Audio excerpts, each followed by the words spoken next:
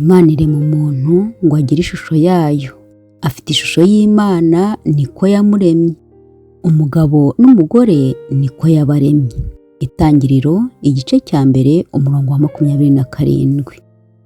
Nk'uko bisanzwe ndagusuhuje inshuti yanjye kandi muvandimwe wanjye unteze amatwi, ndetse nawe uzayantega mu nyuma, gushimira ko kandi n'ubu uri kumwe natwe mu gutega amatwi igitabo cya Zaburi.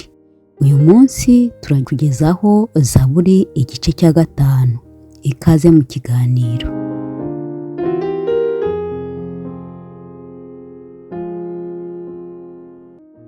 Ubushize twari twarebeye hamwe Zaburi igice cya 4. Igice cyakwifashishwa ku bantu bakunda gukina imikino y'amahirwe. Aha twabonye ko inama iruta izindi ari ugukoresha ubutunzi bwacu uko bungana kose binyuze mu bwumvikane mu miryango iwacu. Ariko kandi twabonye ko ikiruta byose muri ibi ari ukunyurwa n'ibyo dutunze, tubifashijwemo n'imbaraga z'usumba byose. Ubundi se umuryango tuvuga ugizwe n'abandi? Ngira ngo nawe warabyize mu mashuri abanza ko umuryango ugizwe na papa na mama ndetse n'abana. Gusa Itangiriro igice cya mbere twabonye ko Imana yaremye umugabo n'umugore. Kuko Imana ari nyagahunda rero, yahaye umugabo amabwiriza, iha n'umugore amabwiriza. Aha urahita wumva ko ngiye kukubwira kororoka no kugwira bakuzura isi.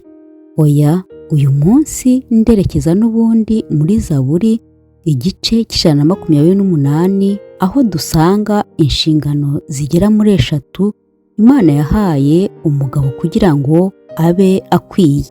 Inshingano ya mbere ni ukubaha Uwiteka. Inshingano ya kabiri akagendera mu nzira ze. Naho inshingano ya gatatu agatungwa n'imirimo y'amaboko ye. Ibi bizamutera kuzishima kandi azanahirwa.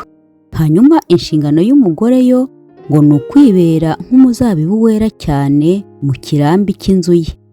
Naho inshingano y'abana yo ngo abana bazaba nk'uduti twa elayo bagusa ameza yawe.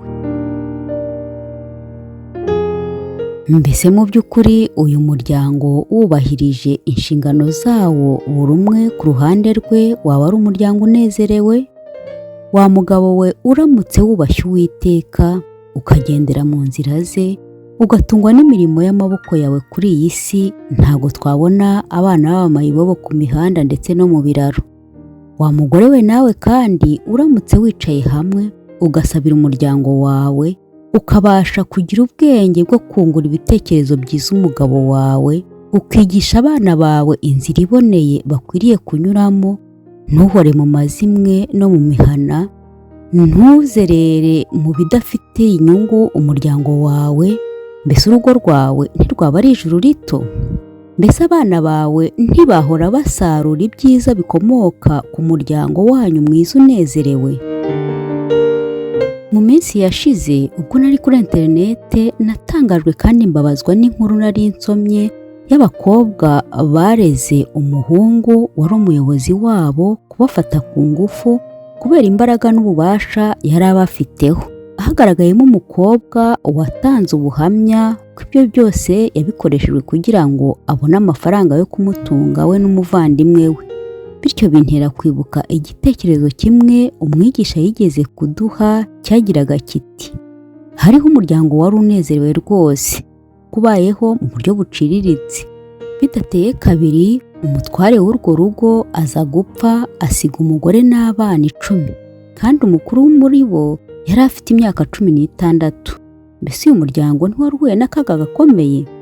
Uribaza ko uyu mumama wasigaranye abana yari amerewe gute? Nk'uko bigendekera abapfakazi bose, uyu mugore abagabo baramwatatse, batabana ntiwabishoboza tutagufashije. Abandi bati twaguha akazi ukabona ibirayi by'abana, ariko nawe nyine ukibwiriza.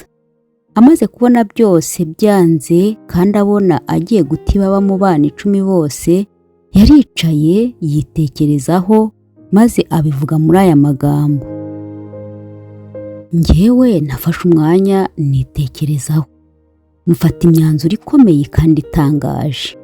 Umwanzuro wa mbere nafashe nk'umuntu wari usigaye njyenyine, nsigaranye abana bato nabo kandi benshi n'ubutunzi buke, nafashe umwanya wo gusuzuma umutimanama wanjye. Mbona ko ngomba kubanza kwikosora njyewe ubwanjye, nkigorora, nkahindura imibereho yanjye, nkahinduka uw'ingenzi, ingirakamaro, kandi nkiboneza rwose, kandi mpita mbishyira mu bikorwa uwo mwanya. Maze uwamubazaga aratangara, aramubaza ati, ibyo gusa? None se abana bawe bo wabigenje gute? Mu magambo make aramusubiza ati, nta kintu kinini nakoze pe, njyewe nakoze ku ruhande rwanjye, maze Imana nayo ikora ku bana banjye bivuye mu migenzereze yanjye.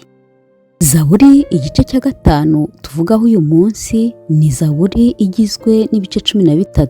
Bivugwa ko ari Zaburi yasengwaga kugira ngo ishyari ry'abantu bo mu muryango wawe rikuveho.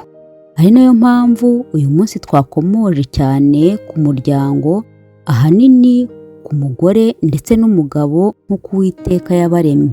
Iyo Zaburi iragira iti, Uwiteka tegera ugutwi amagambo yanjye, ita ku byo nibwira. Mwami wanjye, Mana yanjye, cyariza ugutwi ijwi ryanjye ngutakira kuko ari wowe nsenga. Uwiteka, mu gitondo uzajya wumva ijwi ryanjye.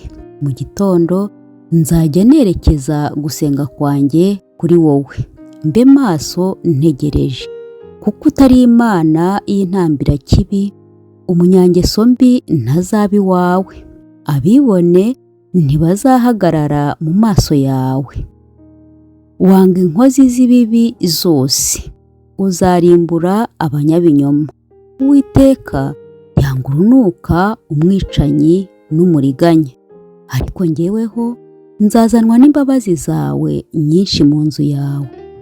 Kuko nkubashye, nzikubita hasi nsenge nerekeye urusengero rwawe rwera. Uwiteka, kubwo gukiranuka kwawe ujye unyobora kuko banyubikiye.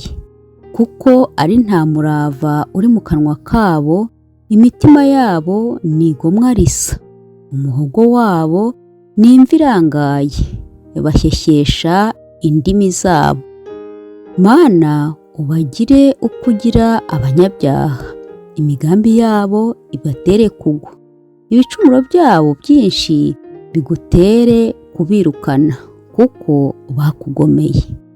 Nibwo abaguhungiraho bazishima, ibyishimo byabo bizabatera amajwi hejuru iteka kuko ubarinda, kandi abakunda izina ryawe bazakwishimira, kuko uzaha umukiranutsi umugisha. Uwiteka uzamugotesha urukundo rwawe nk'ingabo. Mu gutangira iki kiganiro twabonye inshingano zikomeye mu muryango, ariko kandi nk'uko dusanzwe tubizi, umugabo ni umutware w'urugo. Mu gusoza iki kiganiro rero, ni bibi kubona umugabo yirwa azerera nk'utagira iyo ajya. Ni bibi kubona umugabo agenda akorakora abagore b'abandi. Ni bibi kubona wirirwa utera amahane, wiyenza ngo ubone uko urwana n'abandi. Ariko kandi ni bibi kubona wirirwa ubara inkuru uzi n'izo utazi ngo bagushime kuri intyoza. Ahubwo uzubaho Uwiteka, ugendere mu nzira ze, utungwe n'imirimo y'intoki zawe. Imbuto ziva mu cyuya cyawe bizaba byiza umugore wawe abaye uwa mbere mu kuziryaho, ndetse mukikijwe ku meza n'abana batari ba mayibobo muri za ruhurura, batarizwa n'uko ibyo kurya bidahagije, badahangayikishijwe n'intonganya n'imirwano mu nzu iwanyu. Buri mugabo wese aramutse abungabunze umuryango we, nta mashyari yarangwa mu miryango yacu hirya no hino. Hatabayemo ubujura, ntihabemo ububeshyi, ntihabemo ubunebwe, ntihabemo abanyarugomo, waba uruhutse wowe ubwawe, waba uruhuye abanyerondo, waba uruhuye itorero, waba uruhuye igihugu, yewe waba uruhuye n'Imana. Ubuntu bw'Umwami Yesu bubane namwe mwese. Amen. Ibyahishuwe igice cya 22 umurongo wa 21. Gira amahoro.